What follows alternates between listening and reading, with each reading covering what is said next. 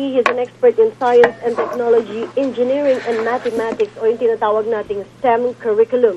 Dr. David Campbell is on the line. Dr. Campbell, good morning to you. Good morning to you. Magandang umaga.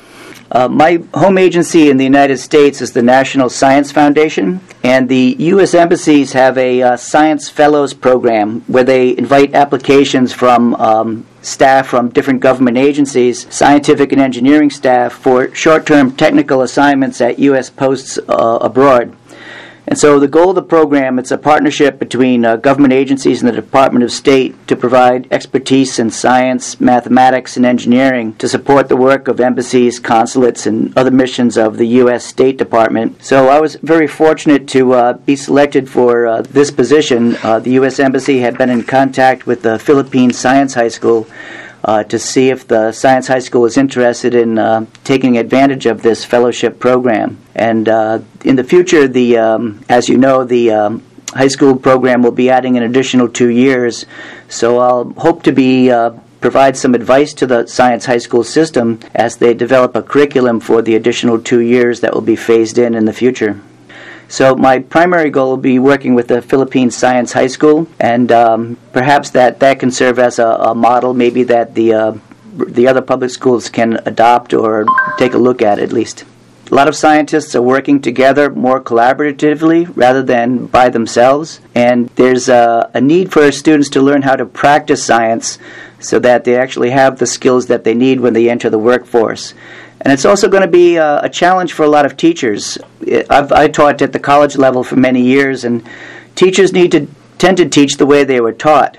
It's very important to excite and engage the students. Students need to see the relevance for why they are learning things. It's not any good to tell the students, you have to learn this because it's going to be on the test. They need to know why they're learning this so that they can apply it to their future job skills, whether they become scientists or whatever they do for a living. Not just in the traditional fields of science, we're always going to need research scientists and research engineers, but a lot of the technical jobs are going to require scientific backgrounds as well.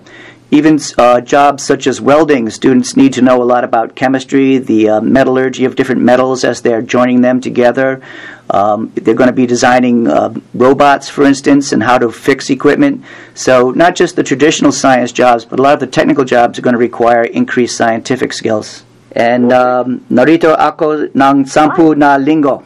The students that I've met at the science high schools, I think, are phenomenal. They are quite amazing in their abilities and their aptitudes. They're doing things, at what we call grade 10 in the United States that I don't think I did until I was in college.